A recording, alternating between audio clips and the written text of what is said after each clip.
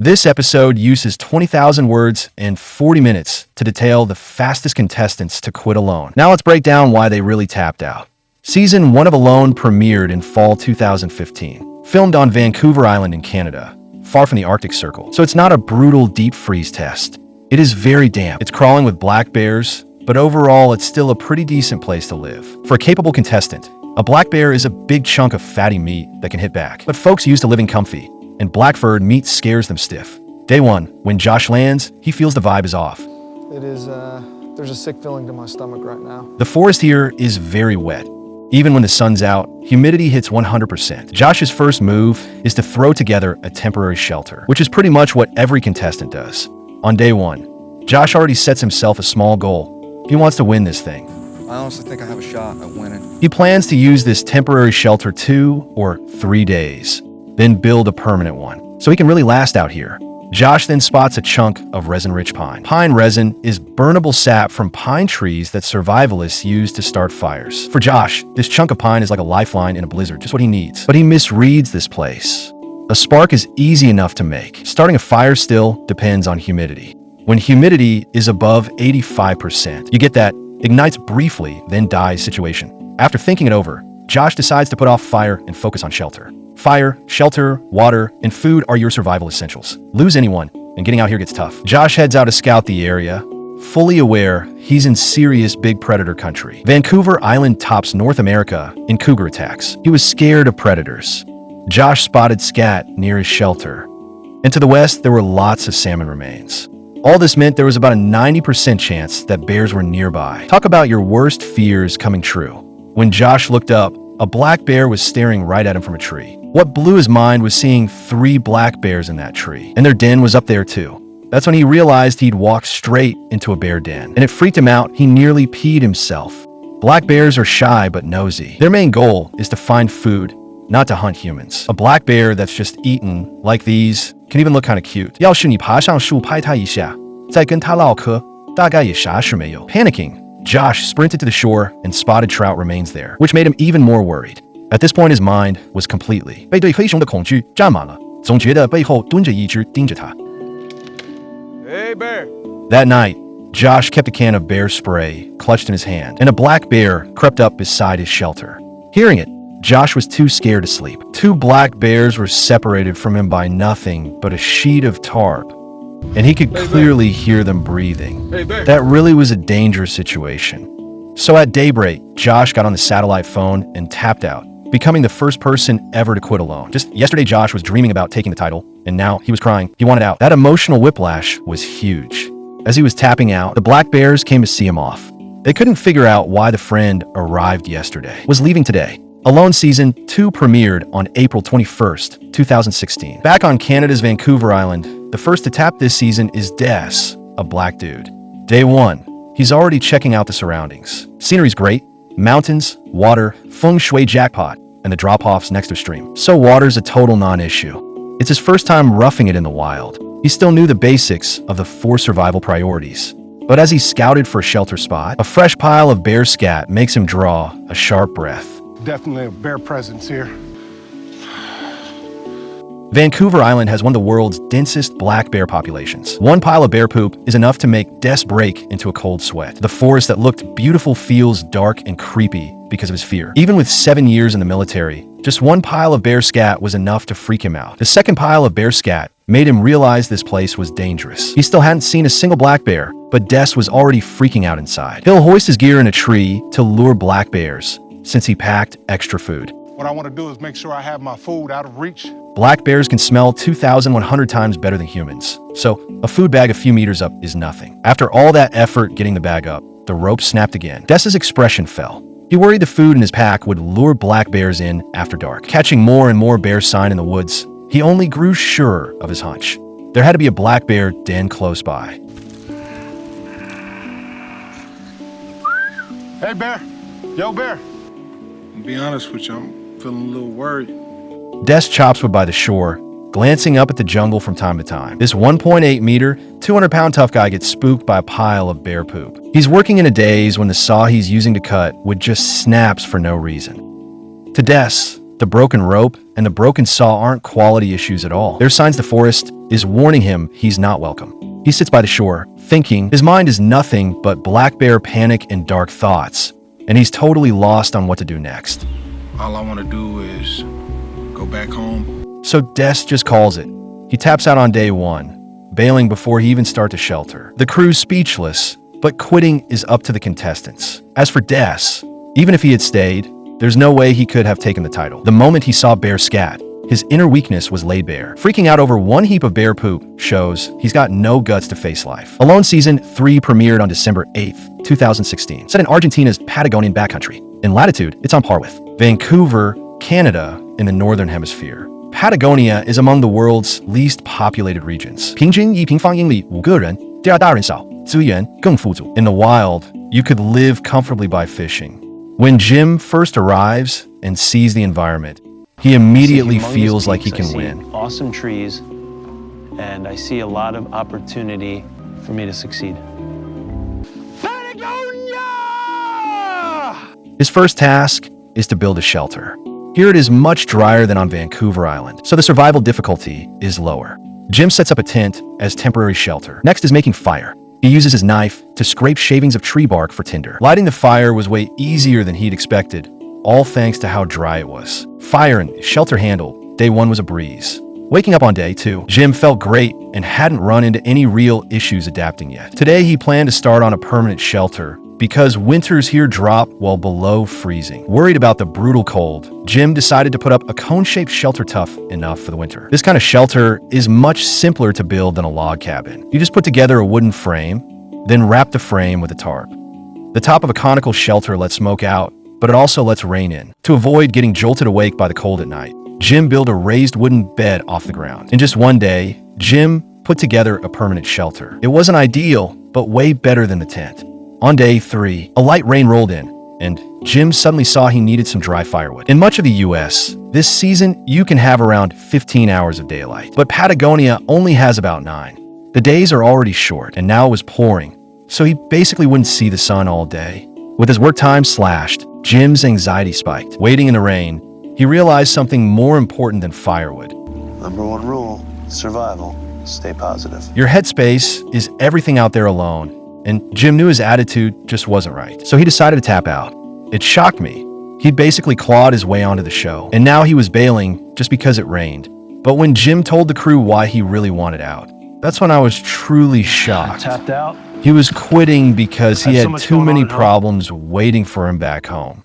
I can't think of a word to describe this reason. Season 4 of Alone premiered on June 8th, 2017. The show went back to Vancouver Island in Canada, but this time it was a team-based season with 14 contestants. It featured family pairs, each member airdropped in a northern Vancouver Island. Each team's 2 members chose 10 survival items and split them evenly. The team chose one member to be dropped at camp, while another was left 16.09 kilometers away and had a trek to camp guided solely by a compass and bearings. If a member quit midway or was evacuated for injury or illness, their partner would also be disqualified and the last team standing. Win $500,000 prize. In Season 4 of Alone, contestants were no longer alone. Among them were 23-year-old older brother Brad and his 19-year-old younger brother Josh. On the first day, Brad, who needed to use the compass to find Josh, was carrying 70 pounds of gear. When he saw the dense forest ahead, he felt despair. Each step felt like scaling the sky, but picturing his brother ahead kept him going. He was determined to press forward to reach him, no matter how tough the road was. The mountains here rose and fell endlessly, and the damp forest had already soaked through his pants. Brad realized that in a single day, he knew he couldn't finish the 16-kilometer mountain trek that day. So he looked for a dry place to throw together a shelter for the night. Brad pitched his tent, cut wood, and made a fire for the night. Meanwhile, Josh had just landed and quickly started searching for a good spot to build shelter. Because the forest was wet and slick, he slipped and hurt his foot while scouting. The challenge had been underway only a few hours, yet was already near its end. I hope it's not broken. I think a sprained ankle. But this hurts like hell. Letting my brother down. I think I'm done. Lying in his tent, Brad heard the sound of a helicopter and realized at once that something might have happened to his brother. An ankle injury. That's definitely tough to hear. Hearing his brother had quit, his first reaction was to ask if he was okay. It was obvious how disappointed he was. According to the show's rules, he's forced to leave too. Their $500,000 dream pops in just 3 hours. Brad knew this challenge would be brutal. He never imagined it would end quickly. Season 5 of Alone premiered on June 14th, 2018. The challenge was set in northern Mongolia as a redemption run for past non-winners. They were selected from the non-winners of seasons 1 through 4. It's the easiest season of Alone so far, with great views and mild weather. In season 3, Callie lasted 86 days and was one of the toughest women. Right after she arrived, she snagged a grasshopper to use as fishing bait. Callie immediately started her fishing plan and was surprised the stream was full of fish. Yes! Yay! My first fish! Second fish, bigger than the first one. Grayling bit non-stop, and she was totally lost in the joy of fishing. Back in Patagonia, he had survived for 86 days and only caught 6 fish. Yet in Mongolia, on the first day, she caught 3 fish. That rush made him feel like the chosen one, born to win this season. On the very first night, Callie was already feasting on fish, and she picked wild greens to go with it. You could call this a near-perfect start. That night, she stretched out on the grass. At midnight, she heard animals. She worried about attack, but with her carefree heart, she wouldn't waste energy worrying. What mattered was recharging. At first light, Callie laid out her survival plan: build a permanent shelter. But before she started building, she had to secure food, so fishing became her daily routine. The meadow is crawling with grasshoppers she can use as bait, and with it being summer, she doesn't have to stress about storing food. She can just catch enough fish for each day. As Callie once again lost herself in the joy of fishing, a fairly large grayling took the bait. As the grayling thrashed, an accident unfolded. It's in really deep. The hook drove deep into the back of Callie's hand, and because of the barb on it, so he couldn't yank it back out.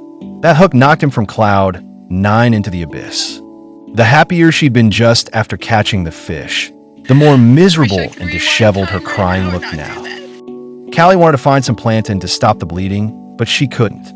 She found a wild herb called wet grass with astringent, anti-inflammatory, clotting properties. When you're in the wild and a knife or rock cuts you and it just keeps bleeding, pick fresh wet grass leaves, crush them, and apply to the wound. Slow bleeding, soothe pain, and ward off infection. Because of the barbed hook, Callie kept trying to pull it out, but just couldn't. He tugged so hard it hurt to look, and the line was still attached to the hook. And it was his right hand. Callie wanted to cut the line, but because he was used to working with it, using the knife to cut the line was difficult. 疼得他脸都扭曲了，可左手还是使不上劲。那一刻，他后悔非要出来钓鱼。Staring at the fish hook, lost in thought, Callie tied a knife to her hand, then used a bone to tap the knife, trying to cut the fishing line, but it backfired. Not only did the line stay intact, the hook only got pushed in deeper. The hook wasn't a major injury on its own, but while it stayed in, he couldn't keep working. Heaven knew how helpless he felt. He didn't want to quit, but he just couldn't figure out how to get the hook out. Callie clutched the phone, wavered, then called for help. This is Carly, but I feel like I have to tap out to get some help. When the crew got there, the hook in Callie's hand was already buried deep. Sobbing, he pleaded with the crew for help and ultimately had to quit. The fish hook gave him hope of winning the championship, and that hook took away his right to compete. Life's often like that. Just as it hands you hope, it splashes you with cold water. Life isn't smooth sailing. Regret is just part of life. Season 6 of Alone premiered on June 6th, 2019. The challenge was set on a lake in Canada's Northwest Territories, just below the Arctic Circle. The show's first time staging a challenge so close to it. It's the show's first real deep freeze season, and he shows up on day 2. Tim is a professional hunting guide with outstanding hunting skills. Upon arrival, he first scouts the surrounding area. Tim was eager to hunt a moose. An adult moose weighs roughly between 600 and 800 kilograms. If he can use the whole animal, it's about 2 months of meat, and reaching the finals should be easy. Tim spots a game trail, a sign moose are nearby, black bears, and other wildlife.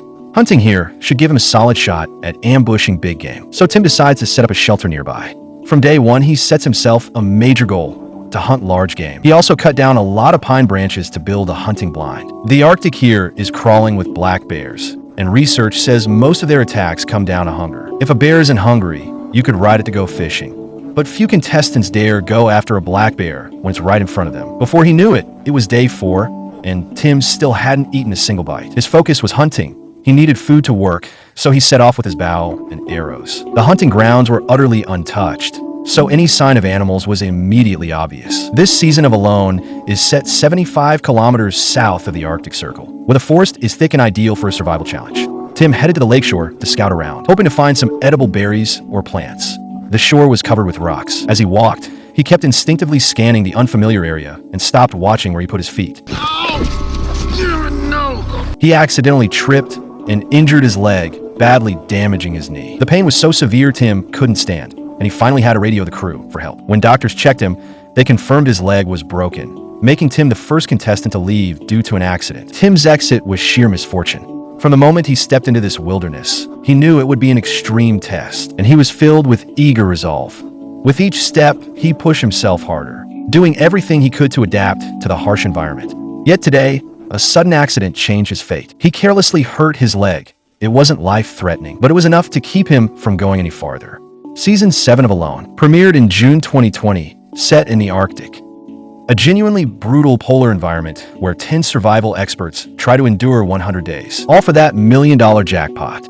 This season is a showdown of gods. Hunting, fishing, shelters, cabins. Every contestant is god tier at everything. 第一个退赛的是战神罗兰当年点名夸过的狠人，夏温从直升机上跳下来开始，要在这片亚北极荒野撑满100天。He must survive 100 days in the subarctic wilderness.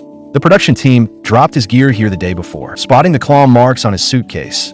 Shawn knows a black bear's been here. He's not surviving alone. A bear shares this wilderness with him. Shawn's in no shape to square off with a black bear, so he quickly grabs his gear, gets out of trouble, and prays he's not going the wrong direction. If he's walking into a bear-hot zone, this game might be over before it begins. To boost his odds of winning, Shawn went all in on training at home before the competition. Survival, shelter building, wooden rakes, big forks, tubs, he's a total pro at setting traps. So he walks into this challenge full of confidence. Fans who watched my Season 7 champion commentary know almost every contestant came in aiming for the $1 million prize. After relocating, he's now in an area with fewer trees. 碰上黑熊的概率小多了，但要想安心的话，he still has to scout the surroundings carefully to be sure.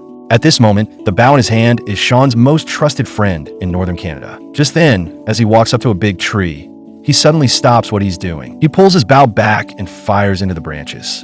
A dark lump drops with a thud. Turns out it's a chubby little porcupine. Out here, that's a rare and precious catch. Such a dream, Start has Shawn over the moon. He'd expected misery, but now it felt like, as long as you've got hands, you're fine. Arctic porcupines can build up to 50% body fat in autumn to get through the snow-shutting winter days.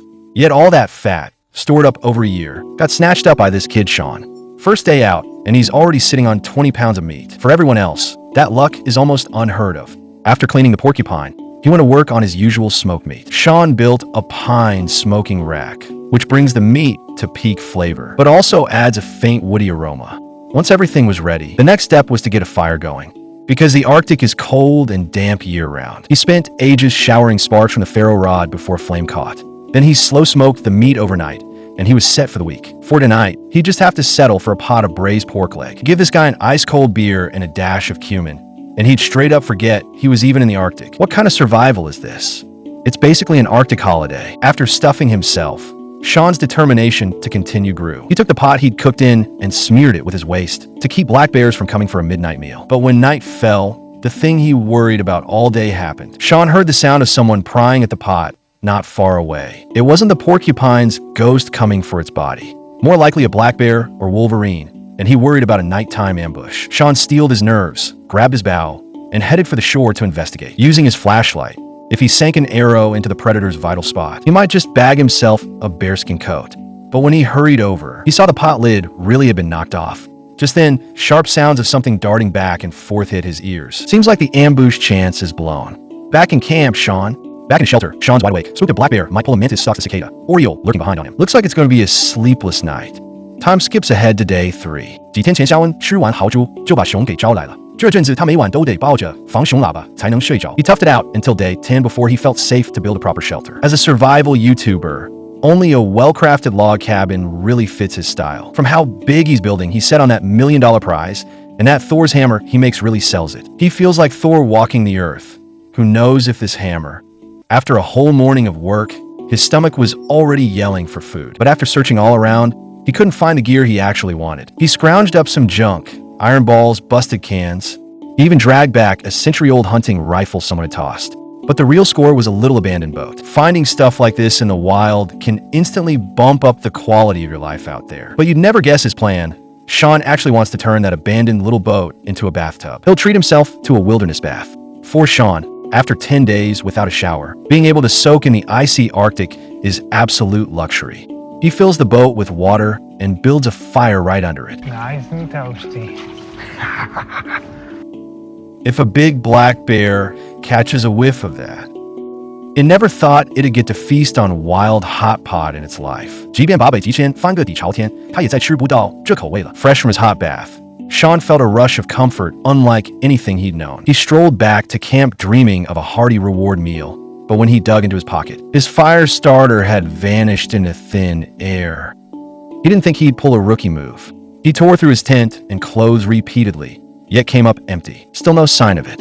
His nerves went taut, and his last memory took him back to where he'd just bathed. So he backtracked carefully, checking each spot. 对肖恩来说，他离不开火做饭，驱赶野兽，夜里篝火既照明，也是他唯一的防线。In the wild, fire is a lifeline. At an Arctic winter with temps dropping below zero, and if you can't make a fire, you're done for.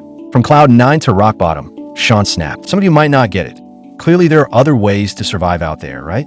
But Shawn said, 他也说了，公钻取火不拿手。再加上这地方潮湿. After hesitating, he finally reaches for the thing he least wants to touch, the satellite phone.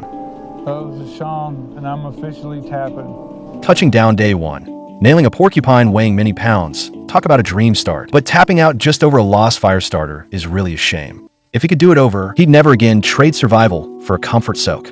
After spilling guts to the camera, Shawn packed up his gear and became the first contestant to quit this season. But I'm sure that once this episode airs, he won't regret today's decision because the other contestants are like gods.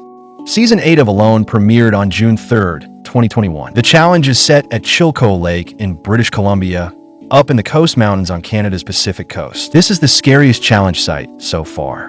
The production team calls it Grizzly Mountain, where 10 contestants face killers. Grizzlies are everywhere. 上一秒还在打猎，下一秒可能变成猎物。蒂姆被工作和生活压垮的中年男人 finally sets foot in this empty wilderness. He can't hold back his tears anymore. My girlfriend Brittany and my kids have sacrificed so much so that I can come here and do this.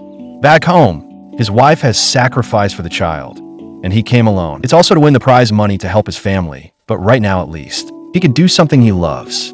Tim is best at hunting big game. Not long ago, he hunted a black bear, a valuable experience. So he figures he's not as scared of bears as the others. At the start, his main focus is simple. Put up a shelter, hunt, and fish. Later, if he toughs out the loneliness, he's got a shot at making it. After a brief scout, he's already wondering what to eat for dinner. Tim sees 2 grouse nearby, but without his bow, the chance is lost. He misses the chance. Right then and there, he even sets himself a goal of surviving more than 110 days. You have to admit, that's a pretty ambitious target. But when he saw the bear tracks on the ground, he was yanked straight back to reality. The Chilko region has over 200 grizzlies, so it's basically one of the most grizzly-packed spots on Earth. A full-grown grizzly can drop an adult man with no problem. So you can imagine how deadly it is out here when you don't even have a shelter that can keep them out. Reaching the shore and spotting those bear prints again, Tim suddenly understood that. In this survival challenge, building a reliable shelter is the top priority. Time skips to the morning of day 3. When Tim wakes up, fresh grizzly tracks have appeared just 270 meters from his camp, which makes his plan to build a permanent shelter suddenly urgent. At first light, Tim starts cutting down trees to build a permanent shelter. He'd gone 2 days without food and hunger was setting in. But what weighed on Tim was the predators. Only a solid, reliable shelter can give him a sense of safety, and only once it's built. Only then he turns to hunting and fishing. A former oil rig hand, Tim, so he was used to long periods of heavy physical labor, which made felling large amounts of timber and putting up this log shelter no big deal for him. Tim wanted to build a sloped roof log shelter. This kind of shelter saves on building materials, but it also cut down the usable space inside. He even added a stone fireplace in there, which would become a rock-solid heat source once winter arrived. Once the log cabin frame was up, Tim pulled a tarp over the roof to keep out the rain. In less than a single day, he had already built himself a permanent log cabin shelter. His pace is insane, and the cabin even looks pretty solid. He's gunning for that $500,000 prize. This shelter gives Tim security. It's solid enough to stop a grizzly. So now he can focus all his energy on hunting and fishing. On day 4, Tim appears on camera holding a rock. Failing to bag a grouse, Tim quickly moved on to his fishing plan. By Alone's rules, each contestant can bring a small set of practical gear. Tim chose a silver toothbrush from his kit, planning to cut off the end and use it as a makeshift lure. Putting all my effort into a shelter because I am going very hungry. By now, he'd already shed almost 6 pounds and was aching for a fish to get his strength back. The wind on Chilco Lake was howling, and without a light line, casting into that wind was nearly hopeless, and after a few tries, Tim just quit. This is a complete failure. If I can't get fish, my odds of succeeding out here are very slim. I didn't understand how hard it is to be hungry. Only those who've starved understand how tormenting it is, and long-term or intense hunger can affect how the heart functions. For Tim, who had heart disease, not getting food made him very uneasy. The wind had howled for 2 days, and Tim still planned to fish and build a fireplace that day. He still had tons to do, but kept saying he was practically starving to death. The place was crawling with grouse, but Tim never once drew his bow to hunt. Maybe he just didn't want to depend on it. That ended up being his biggest strategic blunder there. Back at his shelter, Tim felt his heart start to race.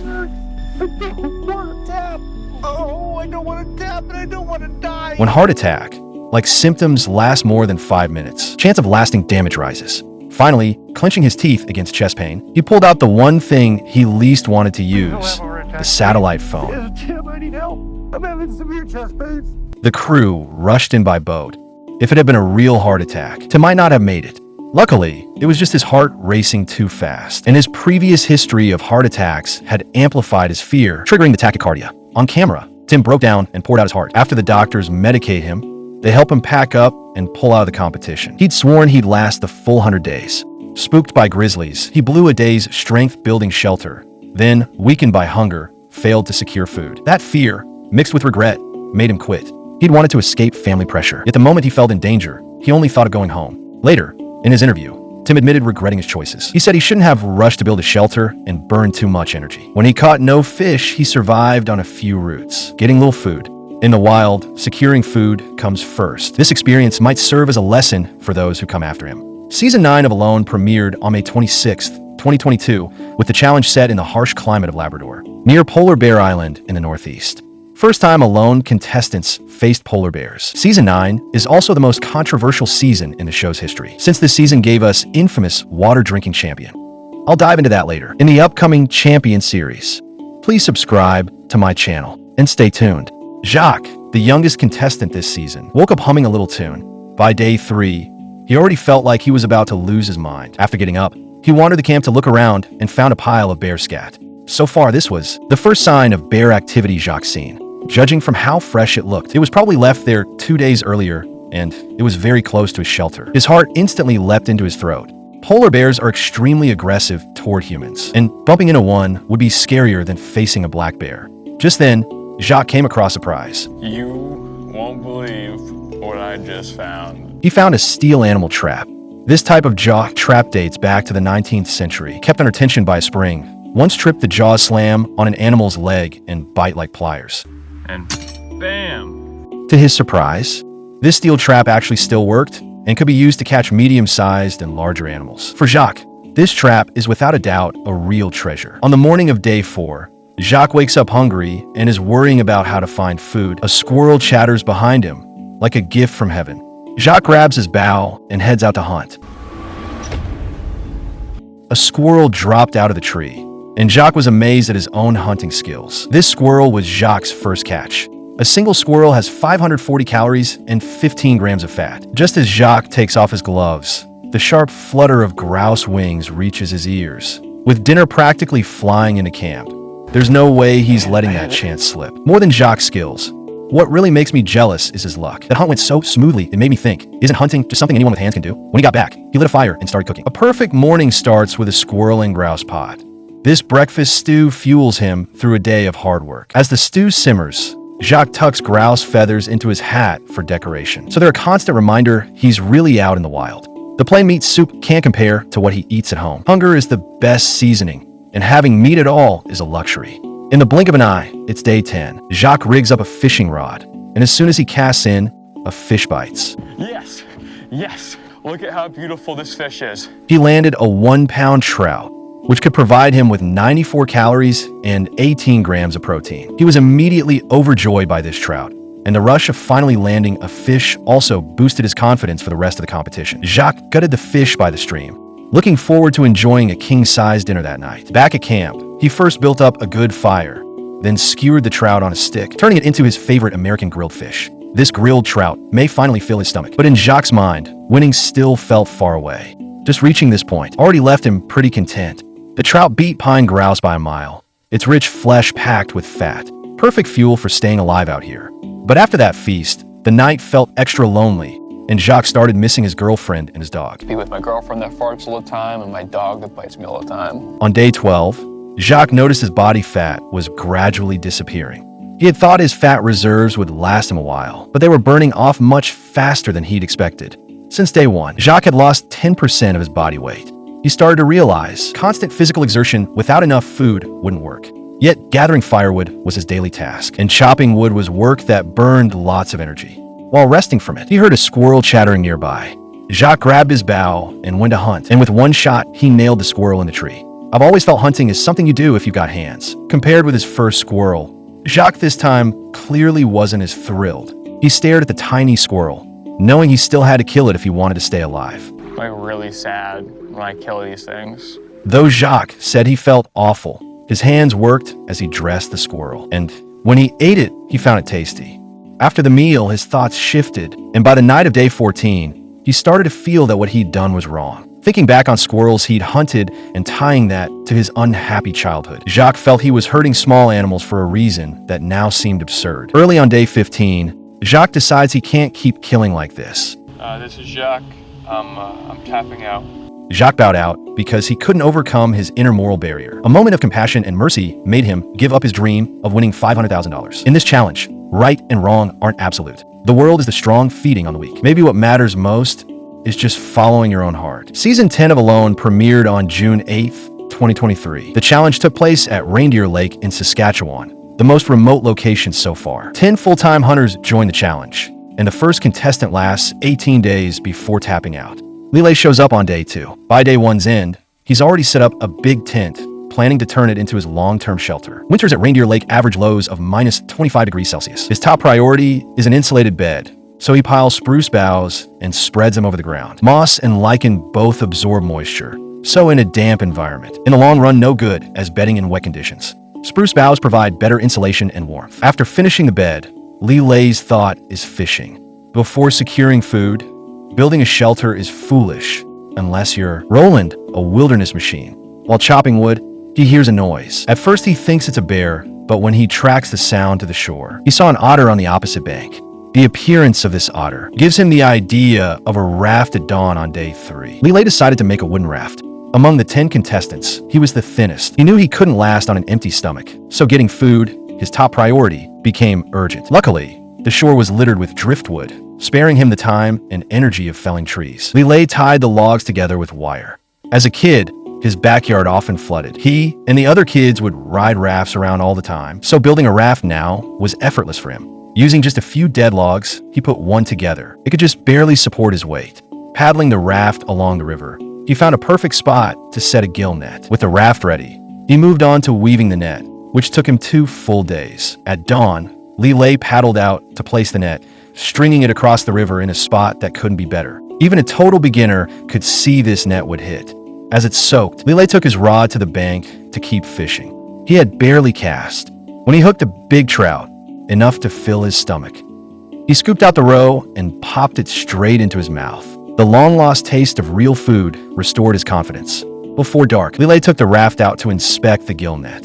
The roe gave him a fresh surge of energy. With food in his system, he was more motivated to work. As he paddled up to the net, he spotted a fish caught in it. A pike over 10 gene landed easily. Relying on his skills, Lele went from nothing to 2 fish in one day. That meal shamed the sunset.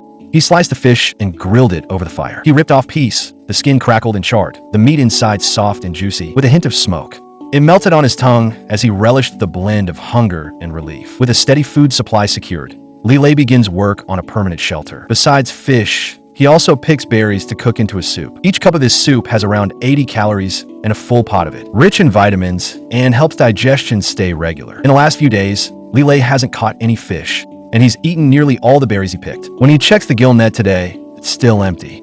Progress on the cabin can't be delayed. Lillet bites the bullet and starts a permanent shelter. Long-term, solid cabin is essential, but without food supply, burning that much energy is a gamble. Each log weighs over 100 G. Though he's small and slight, just dragging one log is hard. Yet without any protein, he still fells and hauls dozens for the cabin. The continuous heavy labor of building the shelter quickly leaves him feeling exhausted. He ought to switch to fishing for food now, but he just keeps fixating on building the cabin. Pushing it full till day after day, the cabin comes together. He doesn't head to the shore to fish until the cabin is fully roofed. While building the shelter, Lillet eats almost nothing. He still spends an hour a day fishing, but comes back empty-handed every time. Nearly 90% of each day goes into building the shelter. To get a winter-proof, cozy shelter built, Lillet really pours his heart into it. He covers the entire roof with the moss he has collected. Moss is a great insulator and helps keep the shelter warm through the winter. After tidying up the roof, he covered it with a layer of tarp. Then he hauled more moss to pack into the gaps between the logs. The amount of work was in no way less than Roland's stone shelter. Lillet built this log cabin shelter with the $500,000 prize in mind. At 2 a.m. day 18, Lillet lay in his new shelter. He was likely experiencing metabolic tinnitus caused by prolonged lack of food. Body was screaming for food, and hunger wouldn't let him sleep. As the weakest contestant, Lillet insisted on persevering. By day 18, his fishing rod and gill net came up empty. Only then did Lillet realize he no longer even had the strength to hunt. Spending so much time early on building the shelter was a serious survival strategy mistake. I'm not gonna subject my body to... Good morning, it's Lady Wild. I am officially tapping out. Lillet tapped out because he could no longer obtain food. Working 12 to 14 hours a day on construction made him neglect the importance of food. Even though he had built a perfect shelter, he no longer had the strength to enjoy it. Lillet's withdrawal is a cautionary tale on a loan every future contestant must learn from. Either bring enough body reserves for hard labor or put your effort into getting food. Stay in the game by working as hard as your food stores allow. If you're not built like Roland, the ultimate wilderness machine, then forget building a grand shelter. Study land god Jordan, who wins by strategy. Thanks to Lillet for the lesson paid for with his own suffering. Season 11 of Alone premiered on June 13th, 2024, in the Arctic Circle town of Inuvik in the Northwest Territories, marking the show's coldest season yet. The moment Kabi lands, he immediately feels a sense of relief. Before leaving, he told his wife he wanted quiet time alone. Kabi had left the safe harbor of his family for a brutally cold wilderness. Ahead of him loomed an extreme winter, and confront black bears more terrifying than his wife. As he scouts a shelter site, he spots a squirrel on a log in the distance and slowly draws his bow. He lets an arrow fly at the squirrel, but ends up snapping one. On Alone, each person only gets 9 arrows. Every arrow lost will affect his future hunting. His first day plan: light a fire, boil water, and build a shelter. Everything goes smoothly. At dawn day 2, Kabi goes to the grassland to pick berries for breakfast. These berries can give him a bit of vitamins and calories, and they also contain some sugar and carbs that help him quickly regain his strength. And this energy is crucial for Kabi as he begins building his shelter. Kabi picks a spot among large trees. He planned to build an A-frame permanent shelter there. An A-frame shelter is a triangle-shaped structure that naturally uses very little ground space. Kabi builds a frame between 3 trees to serve as a raised bed off the ground. Seeing how much of the shelter would need, he suddenly felt he might be here for months, something usually only the champion pulls off. Staying over 3 months. Thoughts like Kabi seemed a bit premature. Yet simply putting together an off-ground raised bed eats up his entire first day. By the 4th day, Kirby's shelter still hadn't made much progress. So he switched tactics, took his bow, and went out hunting. That choice wasn't wrong at all. When you're hungry, you need to go get food in time. Kirby slipped through the brush hunting for game and came across fresh black bear scat. The brush was dense, but he forced his way in. Safety's there, yet he charges into hell. After a scream, an arrow was already buried in Kirby's thigh. There's a femoral artery near the upper thigh, running along the inner side of the leg, supplying blood to the lower limb. If severed, a person can bleed out and die in 2 to 5 minutes. Kirby was in real danger. He slowly tried to pull the arrowhead out. Just seeing it on screen makes you wince. Kirby grabbed a bandage from his pack and wrapped the wound. By now, his breathing had turned ragged, and he tried to grit his teeth and walk back to his shelter. It was about a 30-minute trek from there to his camp, and only the gods know how much he suffered on that walk. Back at camp, Kirby pulled out the satellite phone. Hey, it's Kabi. I got an arrow in my leg, and so I guess I'm officially tapping out. Moment that arrow accidentally pierced his leg. He already knew this showdown with the wilderness had ended ahead of schedule. On the day he left, he wasn't angry, and he didn't complain. In its place was calm acceptance. Season 12 of Alone in the Wild premiered on June 12th, 2025, and for the first time moved the challenge site from extreme cold to the heat of Africa. These contestants totally blew it. In a land teeming with wildlife, they quit from hunger, and one winner survived by fishing. Jit, the first to tap out this season, had done tons of edible plant training before the show even began. Yet he's still wound up with food poisoning. Let's go back and walk through his survival journey. Animal droppings on the ground and a water source up ahead. An edible cacti. If not for the baboons calling above, he'd call this a solid starting spot. But he wasn't tangling with a baboon troop. He spun and bailed. Jit figured he was unlucky. All the earlier seasons were way up in the Arctic, and he's from a cold place himself. Making it out there was being on his own turf. Then boom, they switched to a desert. He'd visited as a tourist, but adapting takes time. He's more at home in the jungle. A rainforest would be easier than this desert. His family was sure he'd win and already planning to use the prize money. But Jit felt lost. The stuff didn't seem like much. If he wanted to eat, he'd have to improvise. Worst case, he could use a mantis as bait. Why wouldn't the fish bite? I'm curious. The water's filthy and stinking. Wouldn't any fish he caught even taste good? Jit was probably going to have to spend a ton of time just treating his water. And the fishing was a mess too, with his line constantly snagging on rocks. He blew an hour and still didn't catch a thing. Anyone would feel crushed. Now, except lugging water to boil, all he could chew on was some cactus. To get ahead in this kind of challenge, being quick to adjust is key. He didn't think he'd lose. He figured he was only a bit behind and that things would eventually turn around. By day 3 of the challenge, Jit was in pretty rough shape. He was already babbling to the camera. More than anything now, he needed food. As long as he could find some bait, fishing shouldn't be a problem. The idea was solid, but things went south fast. Could his body even take it? He turned rocks, hoping for crabs. All that constant crouching and standing had his head spinning hard. He couldn't keep the camera steady, his gut twisting. Gritting his teeth, he stumbled to camp, unsure if the water or the cactus caused it. He knew he felt awful, and the best option was to make himself throw up. He tried to vomit what was bad inside him, and then he felt better. He meant to tough it out till morning and then decide, but he never got any better. His stomach acted up. A sip of water made him sick. Jit clenched his jaw and pushed through till dawn. His condition worsened, and he couldn't continue. He had a radio for a doctor, hoping it was just mild acclimation issues. The crew didn't think things would tank so fast. At first, Jit wanted a quick checkup, but the pain was so overwhelming that all he wanted now was to quit and go home. Less than a week in, and someone was already tapping out. The crew had to be stunned. They'd already set up training and prep before the challenge. So how did someone end up folding and begging to go home? This is the first tap out in seasons 1 through 12 of Alone in the Wild. Each one leaves us a different set of survival lessons worth learning from. These departing figures weren't eliminated. They just closed their own chapters, leaving with scars and regrets, but also with growth. They don't cling on until the very last second.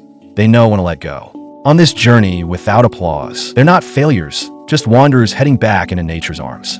If you like my deep dive breakdowns, feel free to like and subscribe to my channel. More episodes in this series are on the way.